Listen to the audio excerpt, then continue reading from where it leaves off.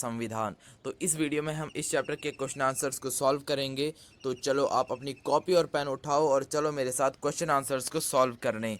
तो सबसे पहला क्वेश्चन इस चैप्टर के अंदर हमारे पास आता है, किस लोकतांत्रिक देश को संविधान की ज़रूरत क्यों पड़ती है। यानी कि कोई भी जो लोकतांत्रिक देश होता है, जिस देश में लोकतंत्र होता है, उसको संविधान की ज़रूरत क्यों पड़ती है। तो इसका उत्तर आप लिखेंगे संविधान की ज़रूरत। आप इस तरह से हेडिंग डालेंगे, फिर आप पॉइंट 1 करके लिखेंगे, यह उन आदर्शों को सूत्रबद्ध करता है जिसके आधार पर नागरिक क्या करते हैं, अपने देश को अपनी इच्छा और सपनों के अनुसार रच सकते हैं। यानी कि ये क्या करता है, ये कुछ इस तरह के आधार हमें प्रदान करता है जिससे कि उसके अंदर जो रहने वाले देशवासी हैं वो क्या कर सकें, अपने अनुसार अब जो वो सपना करते हैं, यानी कि जिस तरह से उनके देश को होना चाहिए उस तरह से वो उसकी रचना कर सकते हैं। उसके बाद हम यहाँ पर दूसरा पॉइंट देखेंगे।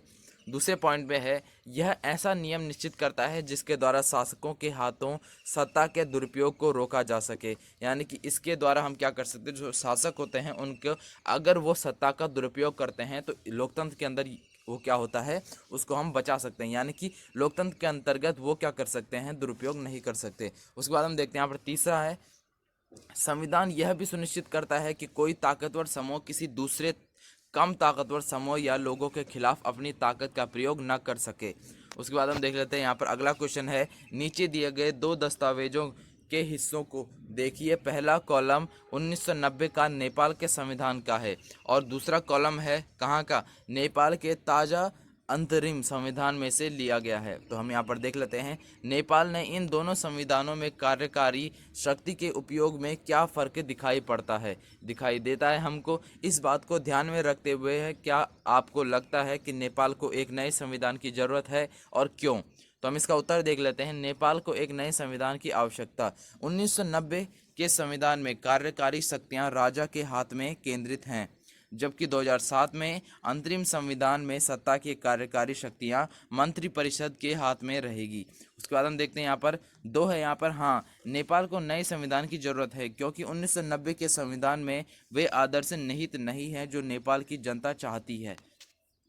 उसके बाद हम देखते हैं यहाँ पर प्रश्न 3 है, अगर निर्वाचित प्रतिनिधियों की शक्ति पर कोई अंकुश न होता तो क्या होता। यानी कि जो निर्वाचित प्रतिनिधि हैं उनकी शक्ति पर अगर हम अंकुश नहीं लगाते, यानी कि पाबंदियां नहीं लगाते, तो क्या होता।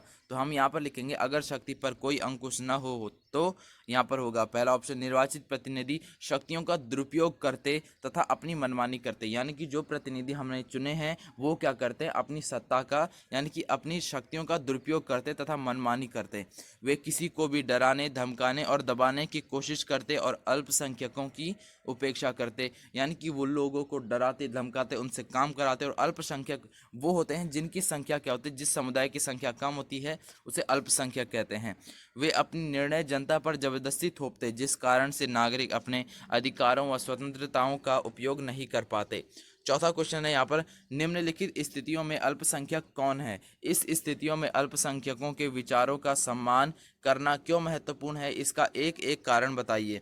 तो आप इसका आंसर लिखेंगे, क है यहाँ पर, एक स्कूल में 30 शिक्षक हैं और उनमें से 20 पुरुष हैं।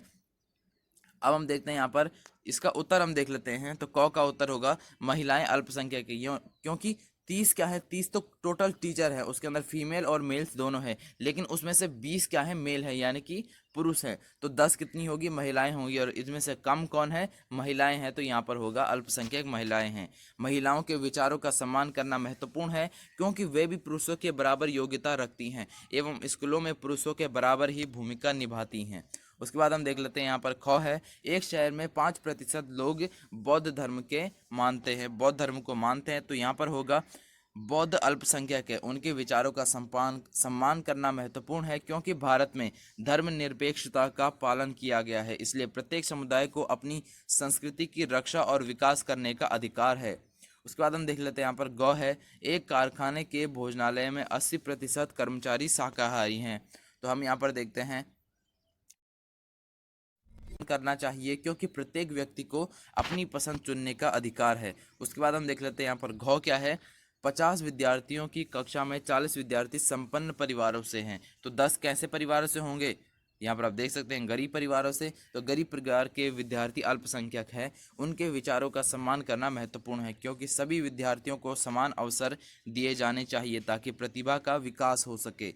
उसके बाद हम देख लेते हैं यहाँ पर पांचवा क्वेश्चन है, नीचे दिए गए बाएं कॉलम में भारतीय संविधान के मुख्य आयामों की सूची दी गई है और दूसरे कॉलम में प्रत्येक आयाम के सम्मानों सामने दो वाक्यों में लिखे गए आपकी राय में यह आप आयाम क्यों महत्वपूर्ण है। तो यहाँ पर आप देख सकते हैं बाईं तरफ क्या दिए हैं, संघवाद, शक्तियों का बंटवारा, मौलिक अधिकार और संसदीय शासन पद्धति। तो हम देख लेते हैं यहाँ पर पहले में आप लिखेंगे संघवाद में 3 स्तर की सरकार होती है तथा तीनों स्तर की सरकारों के अधिकार क्षेत्र अलग अलग होते हैं, यानी कि जो उनके अधिकार क्षेत्र होते हैं वो अलग अलग होते हैं। उसके बाद हम देख लेते हैं यहाँ पर दूसरे में आपके पास शक्तियों का बंटवारा। तो सरकार के तीनों अंगों विधायिका, कार्यपालिका तथा न्यायपालिका के बीच शक्तियों का बंटवारा इस प्रकार किया गया है कि कोई अंग अपनी शक्ति का दुरुपयोग ना कर सके। उसके बाद हम देख लेते हैं यहाँ पर चौथा है, तीसरा यहाँ पर मौलिक अधिकार। तो आप सभी जानते हैं मौलिक अधिकार क्या होते हैं। तो मौलिक अधिकार देश के सभी नागरिकों को राज्य की सत्ता के मनमाने और निरंकुश इस्तेमाल से बचाने के लिए दिए गए हैं। चौथा है यहाँ पर, चौथा हम देख लेते हैं, चौथा है संसदीय शासन पद्धति। तो यहाँ पर हम देखते हैं संसदीय शासन पद्धति के अंदर देश के सभी वयस्क नागरिकों को अपने प्रतिनिधि चुनने का अधिकार दिया गया है। इसीलिए तो आप जानते हैं वोटिंग होती है, यानी कि मतदान होता है। उसके बाद हम देखते हैं यहाँ पर प्रश्न 6 है, इस नक्शे में निम्नलिखित देशों पर रंग भरिए। तो यहाँ पर आप देख सकते हैं ये आपको मैप दिया गया है और यहाँ पर आपको ऑप्शन दिए गए हैं, भारत को लाल रंग भरें, नेपाल को यहाँ पर आपको हरा रंग भरना है और बांग्लादेश को आपने पीला रंग भरना है। तो ये रंग तो आप स्वयं भरेंगे अपनी कॉपी में, मैं आपको बता देता हूँ। आप जानते होंगे भारत कौन सा है, भारत आप सभी को पता होगा भारत कौन सा है। यहाँ पर आप देख सकते हैं भारत, ये जितना आपको दिखाई दे रहा है यहाँ से इतना और यहाँ पे ये, फिर नीचे आपका श्रीलंका आ जाता है, इसको आप कलर नहीं करेंगे, इतना और इधर से आपका ये, और यहाँ पर आप देख सकते हैं ये यहाँ पर भूटान आ जाता है, छोटा सा पार्ट आप देख सकते हैं यहाँ पर इस एरिया में ये आपका भूटान आ जाता है, इसको आप छोड़ देंगे। उसके बाद इसे भी आप छोड़ देंगे, यह आपका नेपाल। तो आप यहाँ से लेते हुए नीचे से और ये आपका साथ में आएगा सिक्किम में अंगूठे की तरह। उसके बाद ये आपका पूरा क्या हो जाएगा, भारत। उसके बाद हम देखते हैं यहाँ पर दूसरा क्या दिया गया है, नेपाल को हरा रंग से भरें। अब नेपाल में अभी आपको बताया था, अभी मैंने आपको, नेपाल कौन सा है, ये है नेपाल। जो आप ये एरिया देख रहे हैं इसको आपको लाल रंग से भरना है, यानी कि नेपाल को। उसके बाद यहाँ पर बांग्लादेश को पीले रंग से भरें। तो बांग्लादेश आप सभी जानते हैं कहाँ है, बांग्लादेश ये रहा आपका बांग्लादेश, यानी कि इसको आपको क्या भरना है, इसको आपको पीले रंग से भरना है। यहाँ पर आप देख सकते हैं यहाँ पर आपको बांग्लादेश को पीले रंग से भरें। तो यहाँ पर आपके इस चैप्टर के क्वेश्चन आंसर्स भी कंप्लीट होते हैं और आप क्लास 8th हिंदी या फिर किसी भी सब्जेक्ट के सॉल्यूशंस वीडियो देख सकते हैं। मैंने सभी पे वीडियो बना रखी है, आप चैनल पर जाकर वीडियोस देख सकते हैं, या फिर मैं डिस्क्रिप्शन में आपको लिंक दे दूंगा, आप वहाँ पर जाकर वीडियोस को देख सकते हैं। आप चैनल के प्लेलिस्ट में जाकर भी वहाँ पर आपको प्लेलिस्टें मिल जाएंगी, सभी सब्जेक्ट्स की वहाँ पर आपको प्लेलिस्ट मिल जाएंगी, आप वहाँ पर से जाकर वीडियोज़ को देख सकते हैं।